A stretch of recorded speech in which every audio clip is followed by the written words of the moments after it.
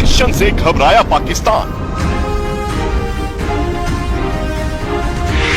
Tank के लिए चीन के सामने गिड़गिड़ाया पाकिस्तान।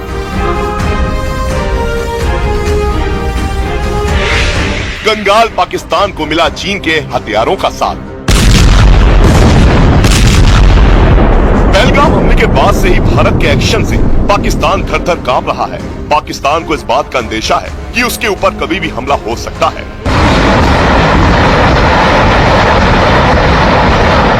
इसलिए उसने चीन के सामने गिड़गिड़ाना शुरू कर दिया है। सूत्रों के मुताबिक पाकिस्तान के गिड़गिड़ाने के बाद चीन उसकी मदद के लिए तैयार हो गया है।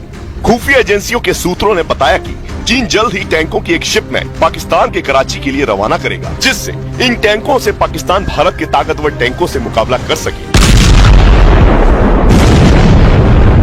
दरअसल खुफिया एजेंसियों के सूत्रों ने दावा किया है कि पाकिस्तान के हथियार भंडार खाली हो चुके हैं और इसलिए उसने चीन के सामने हथियारों के लिए गिड़गिड़ाना शुरू कर दिया है।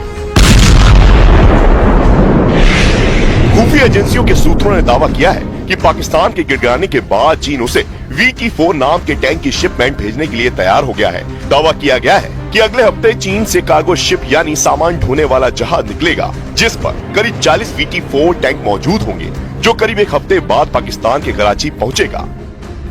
पाकिस्तान इस बात से अच्छी तरह वाकिफ है कि जमीनी लड़ाई में वो हिंदुस्तान की सेना के आगे कहीं नहीं टिकता। उसके पास जो टैंक है वो भारत के भीष्म और अर्जुन टैंक के आगे कहीं नहीं ठहरते। इसलिए उसने चीन के VT-4 टैंक खरीदने की डील की है। अब चीन के VT-4 टैंक की भीष्म टैंक से तुलना करें तो चाइनीज टैंक भीष्म के सामने कहीं नहीं ठहरता है।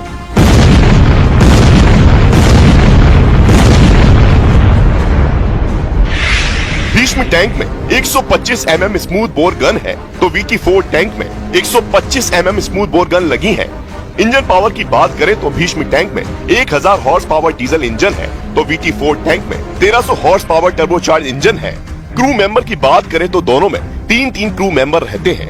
रक्षक कवच की बात करें तो भीष्म में K6 एक्सप्लोसिव रिएक्टिव आर्मर लगे हैं और चीन के VT-4 टैंक में स्टैंडर्ड चाइनीज कंपोजिट आर्मर है। रात में ऑपरेशन क्षमता की बात करें तो भीष्म टैंक दिन रात फाइटिंग कर सकता है, जबकि चीन के VT-4 टैंक की क्षमता सीमित है। चलने की दूरी की बात करें तो भीष्म की रेंज लगभग 550 किलोमीटर है और चीन के टैंक की रेंज 500 किलोमीटर है। यानी चीन का टैंक पाने के बाद भी पाकिस्तान ताकतवर नहीं हो पाएगा। यही नहीं, पाकिस्तान की घबराहट उसके मिलिट्री ड्रिल से भी दिखती है, जबकि असलियत ये है कि वो घबराया हुआ है। उसके पास ना तो हथियार है और ना ही पैसा। और पहलगाम आतंकी हमले के बाद जब से भारत के प्रधानमंत्री नरेंद्र मोदी ने सेना को कार्रवाई की खुली छूट दी है, तब से पूरा पाकिस्तान खौफ से भर गया है।